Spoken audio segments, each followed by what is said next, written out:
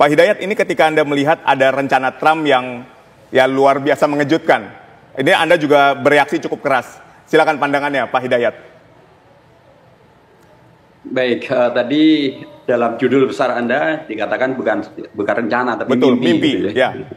Tapi mimpinya mimpi dari Presiden Trump. Mimpi yang merepotkan dunia karena dia agaknya masih mempergunakan logika yang berlaku dengan dirinya. Dia bukan penduduk asli Amerika, dan dia dan teman-temannya datang ke Amerika. Di sana ada penduduk aslinya orang-orang dari India, dan kemudian mereka melakukan cara-cara ethnic cleansing, dan kemudian berdirilah negara mereka. Agaknya logika itu masih ingin mereka bawa ke Palestina, ke Gaza. Tapi jelas berbeda antara suku Indian dan juga suku atau warga Palestina.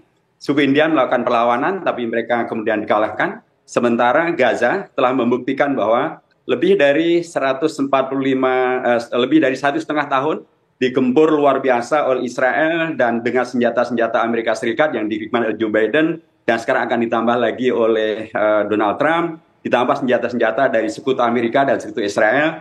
Tapi ternyata Gaza bukan hanya menang, Gaza bukan hanya tetap eksis, tapi Gaza membuktikan bahwa merekalah pemilik tanah, merekalah penduduk asli dan yang berhak untuk berada di sana. Karena begitu ada kesempatan untuk kembali ke tempat tinggal mereka, terjadi gencatan senjata ini, lebih dari 1 juta massa berjalan begitu luar biasa dari Gaza Selatan menuju Gaza Utara, sekalipun mereka tahu Gaza Utara kondisi semacam itu. Sementara di Israel, airport Ben Gurion itu sangat dipenuhi oleh warga Israel yang ingin meninggalkan kawasan Israel karena mereka tahu bahwa Israel memang bukan tanah air mereka, karena begitu ada sedikit ancaman mereka langsung meninggalkan. Jadi saya ingin mengatakan bahwa mimpi itu adalah mimpi buruk yang sekalipun disampaikan oleh seorang presiden begitu seriusnya sampai dia menghubungi secara langsung Raja Jordania, Presiden Mesir. Tapi kali ini Donald Trump mendapatkan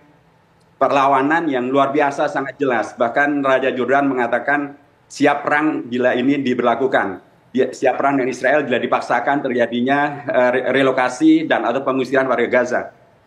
Presiden Mesir mengatakan bahwa kalau ini dipaksakan maka perjanjian damai dengan Israel akan sangat berbahaya. Saudi dengan jelas mengatakan, bahkan subuh hari waktu Saudi Arabia, Saudi dengan tegas mengatakan yang dikatakan oleh Trump itu tidak benar ketika Trump mengatakan bahwa Saudi tidak menginginkan adanya negara Palestina, yang inginkan adalah damai. Saudi mengatakan tidak benar. Saudi mengatakan bahwa Saudi menegaskan sikapnya yang konsisten membela bangsa Palestina merdeka, dan karenanya menolak segala bentuk upaya ethnic cleansing, memindahkan warga Gaza dari negaranya ke tempat yang lain. Bahkan ketika kemudian Netanyahu mengatakan bahwa Saudi bisa menerima warga Palestina karena tanah Palestina, tanah Saudi sangat luas, anggota Majelis Syuro Saudi dengan tegas langsung menjawab, kalau logikanya demikian maka lebih baik Amerika segera menerima warga Israel karena tidak ada yang menolak kedatangan warga Israel ke Amerika Serikat, dan kemudian mungkin akan ditempatkan di Alaska, maupun ditempatkan yang lain termasuk Greenland bila itu akan diinginkan.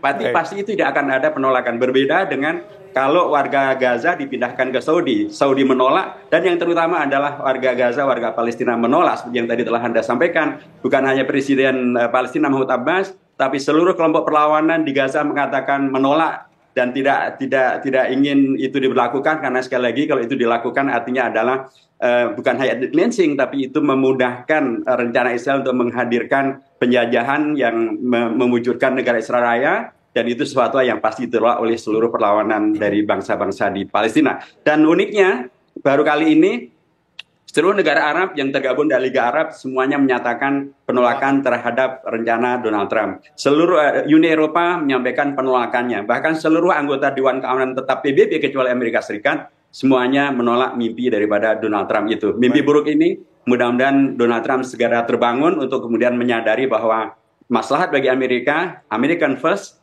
bukan menghadirkan ethnic cleansing, bukan menghadirkan permasalahan yang Donald Trump ditarik oleh Netanyahu untuk semakin masuk ke dalam pusaran konflik di Gaza ini. Mestinya Donald Trump memahami ini, sekalipun dia dibayari kampanyenya oleh lobby Yahudi, tapi mestinya dia menyadari bahwa sebagai Presiden Amerika Serikat, dia adalah presiden yang mestinya menjaga kepentingan bangsa Amerika. Maka penolakan di Amerika sekarang juga sangat luas, bahkan masuk di Kongres sendiri. Sudah muncul inisiatif untuk menghadirkan impeachment terhadap Donald Trump, karena yang dilakukan itu adalah sesuatu yang bertentangan dengan hukum internasional, sesuatu yang akan menghadirkan cleansing, sesuatu yang akan menghadirkan madarat atau hal yang tidak bermanfaat bagi Amerika Serikat sendiri. Pak Hidayat, ini ketika tadi Anda katakan bahwa warga Gaza ini berbeda dengan warga kulit putih atau warga Indian gitu ya. Apa sebetulnya membuat warga Gaza ini spesial sehingga mempertahankan tanah airnya walaupun tadi dengan penyerangan yang luar biasa dari kekuatan militer Israel pun selama lebih dari setahun tidak bisa membuahkan hasil apapun. Kemudian ketika kita lihat bahwa Trump ini ingin merelokasi tanpa kekuatan militer. Mungkin Anda dapat menggambarkan dan menceritakan kenapa warga Gaza ini spesial, Pak Hidayat, silakan.